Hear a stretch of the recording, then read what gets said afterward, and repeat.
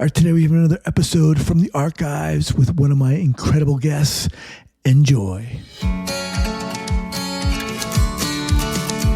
Welcome to the Trauma Therapist Podcast, a show about the incredible people dedicated to helping those who have experienced trauma. My name is Guy McPherson, and my mission is to raise the awareness of trauma and to inspire each of us to help those around us. All right, welcome to the Trauma Therapist Podcast. My name is Guy McPherson, and this is the podcast where we interview master trauma therapists from all over the world to learn about what inspires them and the steps they've taken to become masters in their field.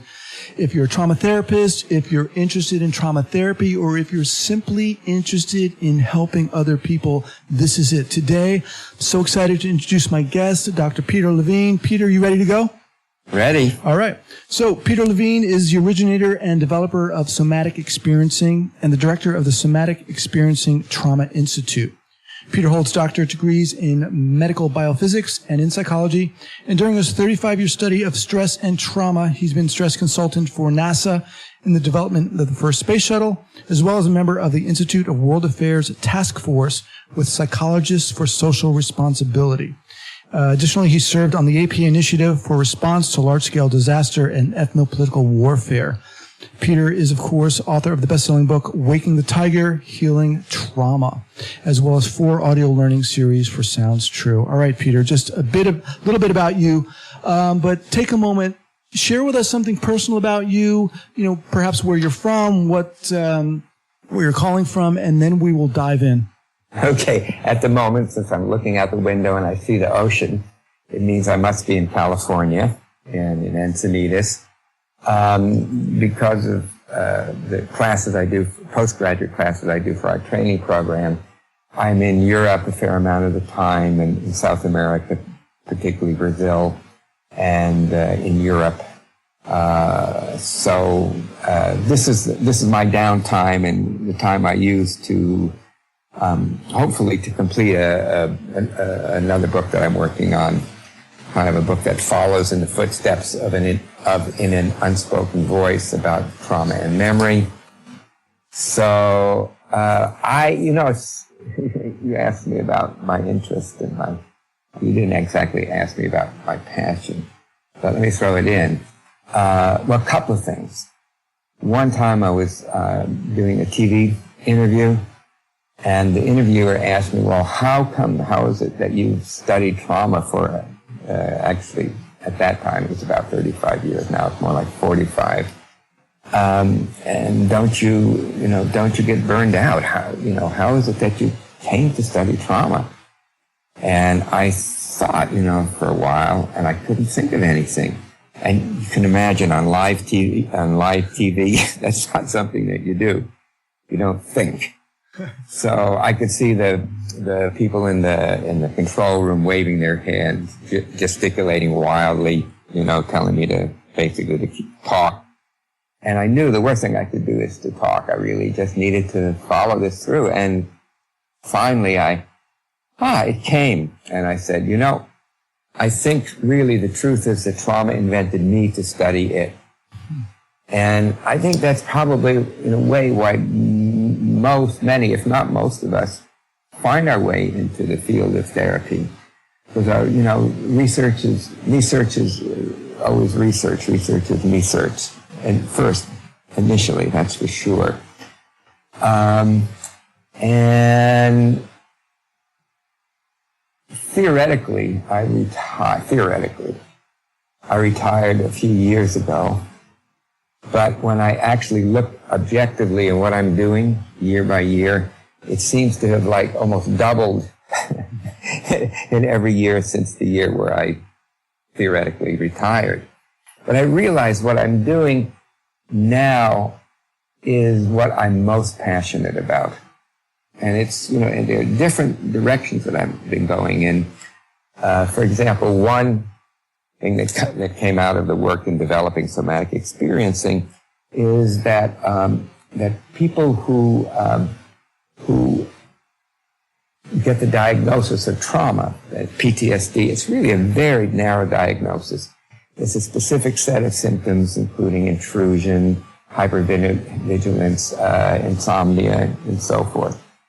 But I found that the great majority of people who were suffering from the aftermath of trauma had rather problems with depression and somatic complaints. Very often the people who would be going from doctor to doctor with complaints like migraine, fibromyalgia, chronic fatigue, irritable bowel, urinary problems, and so forth, that these were somatization symptoms that were also related to prolonged stress or single impacts, relatively simple impact stresses added to the stresses of life, of development, and that people with these symptoms, they really had underlying trauma. Indeed, one of the person that I'm going to be meeting with, I think in a few weeks, Vincent Folletti did a study called the ACE study, the Adverse Childhood Experience Study, and they marked how many particular stressful events a person had, and no surprisingly, it correlated very highly, like almost a complete correlation with anxiety, depression, suicidality, and so forth. But also that these people suffered from a whole spectrum, more highly suffered with health problems such as diabetes, heart disease, lung disease, and so forth. So really, it turns out that trauma is really at the root of most medical problems, if not directly, indirectly. So I've been involved in trying to set up programs that people with these symptoms could come into a web-based format and be able to get some help with resolving some of these symptoms. Yeah, I love what you're saying. I mean, you're just laying it out. As you're speaking, I'm just thinking about so many things and all the the books you have and the websites plural that you have, all of which I'm going to link up in the show notes page. And I am going to ask you about what got you into this, Peter. But before, let's kind of transition into the first topic here, which is the quote or the mantra. This podcast is about trauma therapists and really getting to know you and what's inspired you, really with the goal of inspiring other trauma clinicians. So share with us, if you will, a mantra, a quote, something that's kind of driven you in the work that you do. Okay. That's an interesting one. Well, how about this? Trauma is a fact of life, but it doesn't have to be a life sentence. But it's even more than that. When we meet trauma and transform trauma, different portals are opened up that probably never would have been opened up had a person not experienced the trauma and dealt with it, been able to transform it. So I think that the shortest sentence would be, trauma is a fact of life. We all experience trauma, but it does not have to be a life sentence. Is there a way to move through trauma, even the worst trauma? Actually, it's one thing you might want to link to. It's a video that was made by a documentary filmmaker about work I did with an Afghanistan Marine who was blown up by 2 IEDs and suffered severe trauma symptoms of PTSD, traumatic brain injury, chronic pain, depression, and so forth. And you really see how he transforms this trauma and how he and his family heal together. I think I was very fortunate. When I first started developing this work, it was in the late 60s and early mid-70s. And at that time, there was no definition of PTSD the way it is now in the DSM, the Diagnostic Statistical Manuals. So I, fortunately, was not privy to the common wisdom of the time that trauma was a life sentence, that once you got trauma, it was a brain disease and you had it forever, the rest of your life, and the best you could do would be learn to manage it or somehow to control your thoughts or control your emotions, your anger, and so forth. So I was able to start with a clean slate, as it were. Yeah. Okay. So I think that was very fortunate. So trauma is a fact of life, but it doesn't have to be a life sentence. You talked about, when you were doing this work in the 60s, and at that time, PTSD wasn't even a diagnosis per se, but why that quote, and when did that quote become resonant for you? Gosh, I think probably if the people would ask me, when you're traumatized, can you ever get over it? And again, everybody has experienced some trauma. And, human beings, we are resilient creatures. One of the keys in beginning my work was in appreciating that animals in the wild, even though their lives are threatened on a routine basis, that they rarely, if ever, and this is animals in the wild, they rarely develop symptoms like PTSD. Now, animals easily, if they're in the laboratory or even in the home environment, they can easily develop PTSD. But if animals were unable to shake off each predation, so when the rabbit escapes from the coyote, if it's more uptight, if it doesn't, want to go out of its burrow and says, well, I just stay and eat the old carrots and dirt, I don't really need to go, sort of like a rabbit's version of agoraphobia, the animal wouldn't survive, the species wouldn't survive. So there had to be innate mechanisms that restore our nervous system, our brain, mind, and body back to equilibrium. And that was a really important guiding principle, because I realized that when I could help people unlearn what they had learned about being frightened of the very sensations, body sensations, that bring them back into equilibrium, when they were able to learn that and to get out of the way, then we were as resilient as any other animal. In some ways, maybe even more resilient, because we could enlist the thinking parts of our brain in our service. Unfortunately, when people have become traumatized, that part also becomes the enemy, the thinking part, the judging part, the shaming part. So it was a concurrent study of ethology, the study of animals and their natural environments, and brain neurophysiology, because I realized at the time the parts of our nervous system, our brains, that are involved in survival responses are the same for animals, for all mammals, for all mammalian species.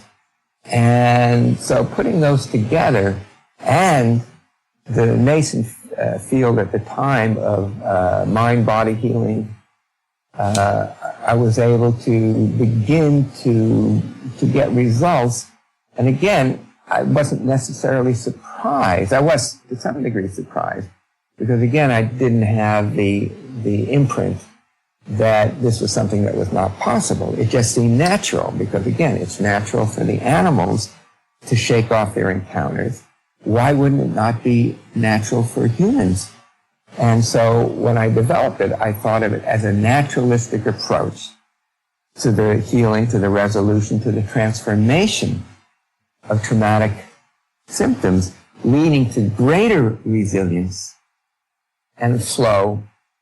Now, if an animal escapes predation, and there's a wonderful video I saw on television once, National Geographic, where these 3 cheetah cubs are chased down by a lion, and they climb a tree and they escape. Lions can't climb trees, and certainly not little branches. And so they were waiting there, and then when the lion left, they climbed down, and each one took turns playing, it was obvious to me, playing the role of the lion while the other 2 practiced escaping. So in in Darwinian selection, in that it's if you escape, you get the gold medal, but there's no bronze or even silver. And so in each encounter, evolution really requires that we become more resilient, more capable. And again, this is one of the side effects that I discovered in trauma therapy, is that people did, after they did work on traumas that had happened to them, that they became more resilient. Actually, indeed, that was the motivation for writing one of the books I did with my colleague Maggie Klein, called Trauma Proofing Your Kids, Parents' Guide for Instilling Confidence, Joy, and Resilience. What if we give these tools, we help children with these tools when they're very young, we reason they would develop into highly, highly resilient and autonomous, authentically autonomous adults. And indeed, that really does seem to be the case. So I think we're talking more about resilience, about what's right with the person, rather than just what's wrong. I mean, we have to understand psychopathology. Of course, you do have to understand that. Any therapist really has to understand that. But it's easy to get hooked there or fixated there and not seeing the tremendous capabilities that we have as human animals, as human organisms. Yeah, I love what you're talking about here, Peter. And to hear you talk is just really inspiring, because basically you're talking about how the process of trauma kind of sets in, and in so doing, we can hear how your work has evolved because you've understood that and because you were understanding that. And I think that's so inspiring. And of course, this is really well laid out in your book, Waking the Tiger, which I love. Oh, thank you. So let's move on here. This is about highlighting your journey to become a master trauma therapist. People get into this field for a variety of reasons. I, often talk about my inspiration, my brother coming back from Iraq with PTSD and special forces. And I just so wanted to, talk to him and find out what was going on. And I pushed him and pestered him and, of course, did everything wrong. But share with us how, and I'm reminded of, when you were asked on TV, but share with us, Peter, what got you into this field, this specialization of trauma in particular? Well, I mean, I was, again, in the 60s, I was developing a mind-body approach to deep relaxation. And in 1969, there was a particular singular event that really helped me to crystallize this. And I was asked to see a woman, her name was, we shall call her Nancy. And she was referred by a psychiatrist who knew about my interest in mind-body healing. And she was referred to him after she had gone to see a whole bunch of different doctors and with little help. And this was what I was talking about at the beginning. She had migraines, fibromyalgia, chronic fatigue, irritable bowel, severe PMS, and so forth. And so he reasoned, and he tried, there were only I think at that time there were one or two antidepressants and one anti-anxiety drug. And so he prescribed them to her, and it really didn't make much difference. So, so he figured that maybe some relaxation. Oh, and also, not surprisingly, she suffered from severe panic attacks and agoraphobia, and she just basically could not leave the house without her husband. So, her husband brought her in to see me, and I could see her at the beginning, her by looking at her carotid pulse, that her heartbeat was about 130, 140 beats a minute. So I got her to begin to relax. her neck muscles. This is something I had discovered, that when I worked with people with high blood pressure, sometimes the blood pressure would go down as much as 20 points when I could teach them how to relax the muscles in their neck. Well, it seemed to be working for Nancy quite well. Her heart rate went down, and she looked more relaxed, less frantic. And then, boom, it just out of the blue shot up to about 150, 160 beats a minute. And what do you think the stupidest thing I could possibly say? Well, I said it. I said, Nancy, you must relax. You need to relax. So, the last resource of the resourceless. Well, anyhow, to my relief, her heart rate started going down, and I could take a deep breath, and it went down to, 90, 80, 70, normal, down to 65, 60, 55, maybe even to 50 beats. And she was just completely pale. You could see that she was having a panic attack, basically. And she said, Doctor, I'm dying. Don't let me die. Help me. Don't let me die. And even as I tell you that story, so that was in 1969, I still get that little tightness in my chest, which expands very quickly, so it's not a concern. I'll be able to complete the interview. And without thinking about it, because it came in the form of an image, of almost like a daydreaming image, or it almost had a hallucinatory quality. I had the picture of a tiger crouched, ready to spring, and without even really thinking why I said this, although later, of course, I realized, I said, Nancy, there's a tiger chasing you. Run, climb those rocks and escape. And to both of our astonishments, her legs started to shake and tremble, and they started to move as though she were running. And her hands would sometimes become icy cold and then really warm. She would, her body would become just, her face warm and a rosy color.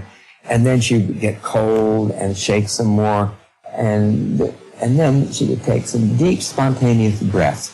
And it's not a voluntary thing. It's that, as I soon realized, that it was this combination of these spontaneous movements, the shaking and trembling, and then the spontaneous breathing movements, which was critical in helping to reset the nervous system, reset her nervous system. Anyhow, this went on for a period of almost 45 minutes. And then she was just in this, her color was just, just pink. Her face was completely relaxed. Her heartbeat was about 72 beats a minute. And she opened her eyes and she looked at me and she said, do you want to know what happened? And I said, yes, I do. And she reported that when she was 4 years old, she had undergone a tonsillectomy with ether. And she was terrified, and she tried to run to escape what happened. And then the doctors and nurses held her down, held her legs down and her arms down while they were holding this suffocating mask on her face. And ether is also a hallucinogenic substance, and it's not a very good anesthetic, actually. And it, especially with children, it can be extremely terrifying. So what her body had wanted to do 20 years ago, she was 24, was to escape from this terror. And of course she was unable to escape, but that was laying in wait. It was coiled in her body, waiting for when she had the safe moment to when she could revisit that terror, but instead of succumbing to it, she was able to escape. Just the way the cheetah cubs were escaping from the lion that was preying on them.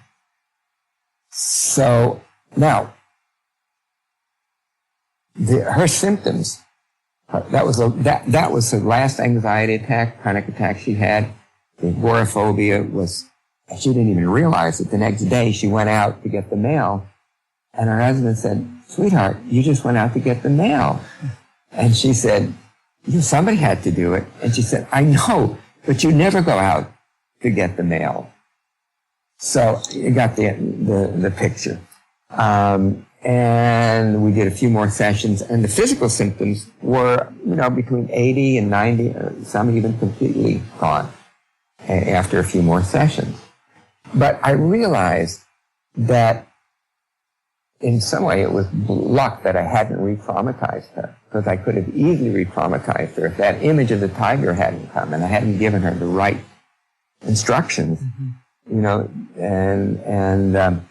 so for years after that, for really the decade of the 70s, I tried to hone this approach to what I call titration, to bring the person in contact very slowly with these peri-traumatic sensations and feelings, one small bit at a time.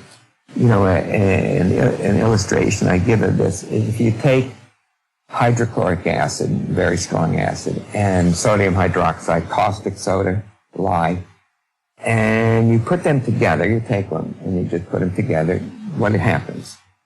Well, you get a tremendous explosion.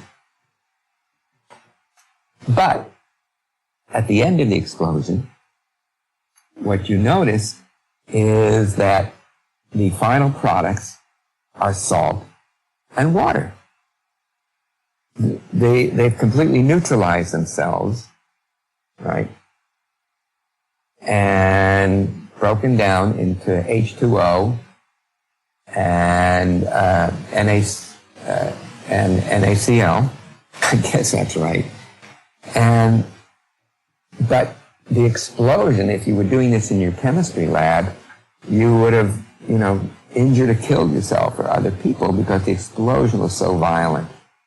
So what I discovered was a way of doing this one small amount at a time. So going back to this analogy from chemistry.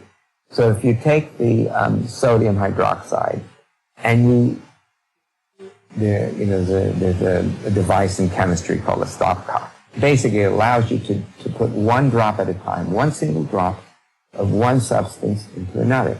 So you have a beaker full of hydrochloric acid, and you put one drop of the sodium hydroxide, the caustic soda, and you get a little Alka-Seltzer fizzle. And then another, and then another, and then another. And I don't know. And each time it's just a teeny little fizzle. Nothing happens that you notice. But say on the 64th time, the 64th bubble, all of a sudden you see salt crystals precipitating up on the side of the beaker, of the vessel, and water vapor forming. So again, the idea is to just do this one small amount at a time so the person befriends these previously traumatic sensations and can change them. You see, trauma is about having feelings of collapse, of frozenness in our bodies. And we carry these sensations, these feelings with us. And in that sense, that's the way we carry the memory of our trauma. But it's not memory in the normal sense that we think of when we, going to go to the supermarket to buy food, and we have a list of things in our mind that we need to get. This is something that the body does. It happens in primitive portions of the brain that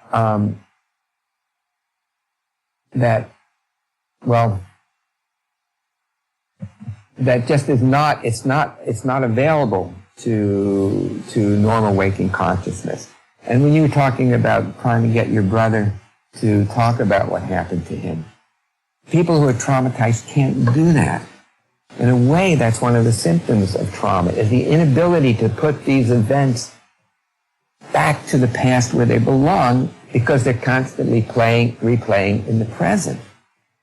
And my colleague Bessel van der Kolk, one of his early research studies was to show that the parts in the brain, specifically what's called Broca's area, get shut down when the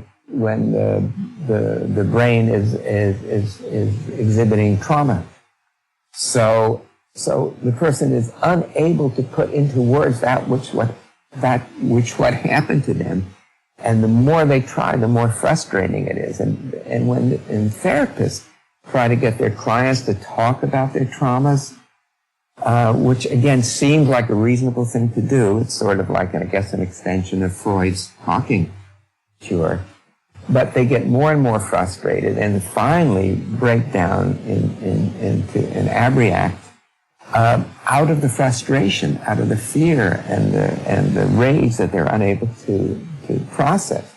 So that's the key in working with the body, because when you work with the body, you help people regain or gain bodily experiences that contradict those of overwhelm and helplessness and overload. And when this happens, then the person is no longer traumatized. It seems maybe too simple to be true, but it is.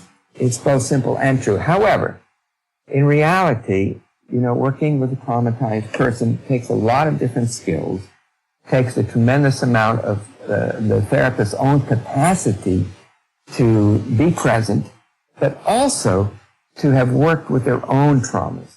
And in some ways, somatic experiencing has, I would say, greater roots even in shamanic traditions than it does in traditional psychological systems.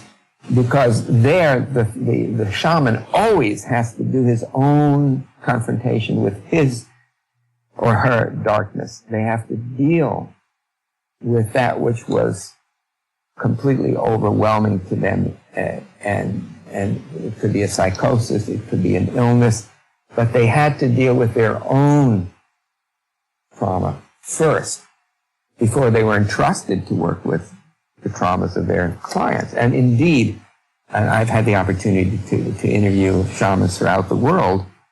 All shamanism that of anybody I've ever talked about sees the primary cause of all disease as trauma. They don't call it trauma. They call it, well, for example, in Portuguese and Spanish, sustus and chustus, which means fright, paralysis, or soul loss.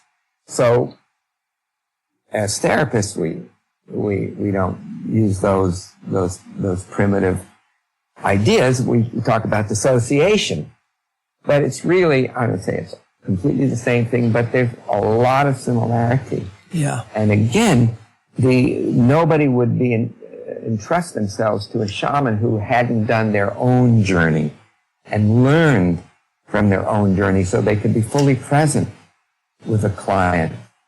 I want to give you one example that might be illustrating and also relating to working with people who were, soldiers. During the 60s and early 70s, I was fortunate because I was in a medical scientific graduate program. I got a deferment to not have to go to Vietnam. But a number of people I knew and friends did go. Some didn't come back, some came back, but they were changed. They weren't the same. Mostly for the bad, but occasionally for the good. And I felt that I owed, because again, I was in the process of developing somatic experiencing then. And so I was invited first to these groups they had together, which are called RAP groups. And they trusted me enough to let me offer my services pro bono one day a week in my office in Berkeley. So the first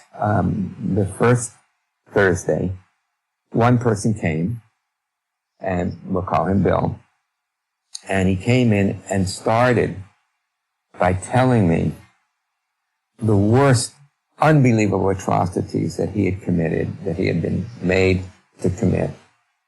And I felt myself getting dizzy, feeling nauseous, woozy. And I said, Bill, you know, when you told me about that, I felt nauseous. I felt like I was going to puke. I felt like I might faint. And it's not because I was judging what you did. I imagine that I could have done the same thing if I were in your shoes. But when it happened to me, I knew what to do about it. I knew how I could feel it in my body, and I had the tools to let it move through. And I imagine that tools like that could be helpful for you. And there was this incredible relief. He didn't have to tell me the story. He learned some of these tools, and he was able to come back to himself. Anyhow, the next Thursday, there was a line around the entire block in Berkeley, and I was there from 9 a.m. till about midnight. And then finally I said, let's just do a group, and I invited people to come in group, and we worked together in group. Wow. And again, we'll get you the link. My assistant Justin can get you the link if you want to connect to the work with Ray, the Marine who returned from Iraq and Afghanistan, to see how, I mean, again, this is 5 sessions and some interviews put together in 20 minutes. But it does give an idea of how much change people make when they're able to change the experience in their bodies. And I think that's the thing that's been so missing in trauma therapy. And one of the things that was really an important acknowledgement for me is that I think it was in 2012, I was awarded the Lifetime Achievement for my work in trauma by the United States Association of Body Psychotherapy. And I think that for the first time, in a way, I realized, my God, I really did something here. I really left the world in a better way. And with tools that therapists and individuals can use to not only transform trauma, but to live more vibrant lives. So anyhow, because so much emphasis in the past has been on talk, or has been on repeated catharsis. You know, one of the prevalent treatments for military PTSD is what's called prolonged exposure. And people are made to relive the most traumatic moments over and over and over again. And in my opinion, that's probably the worst thing you could do with a traumatized person. Now, in all fairness, some people did find this helpful to some degree. But these were people who had a relatively single trauma. But most people don't have a relatively simple trauma. They have that, but they have other traumas and other early stressors that have affected their lives as children and so forth. So anyhow, I'm not sure I'm going with this, except to say that the two polarities of trying to talk about it and trying to control one's thoughts, or just mindlessly going and reliving it over and over again, are both equally dysfunctional polarities. And I know that some people are going to be angry at me for saying this, but I really believe that. And, you know, a person who I really developed a relationship over decades is a person who comes not from the field of body psychotherapy or body therapy, but comes from research. And he was also a clinician in the VA around the same time that I was working with the vets. And he was one of the few people, relatively early in his career, who also realized that the body is what's absolutely essential in changing traumatic experiences. And he wrote a paper at that time and then a book called the body keeps the score. And a very, very dear friend of mine, a neurologist and in Boulder, who brought Essie into the entire rehab program at the hospital. He wrote a book called The Body Bears the Burden. So again, this theme that stress affects the organism. It affects mind, bodies, emotions, spirit, soul. And that to really heal trauma, we have to work holistically. And again, in an unspoken voice, I try to really outline exactly how therapists can work with these kinds of trauma. And of course, I always hope that the therapist will at least take the beginning level of our training program to learn some basic skills on how you interweave the body with whatever practice, even if it's cognitive behavior practice. A lot can be expanded if people who are CBT therapists learn some of these body tools. Their results have been, at least the ones that I've known, have been tremendously expanded. Yeah, Peter, you are just giving us a mini workshop here already in trauma and the work you do. I mean, it's amazing. Your story about that client that you're calling Nancy was just phenomenal.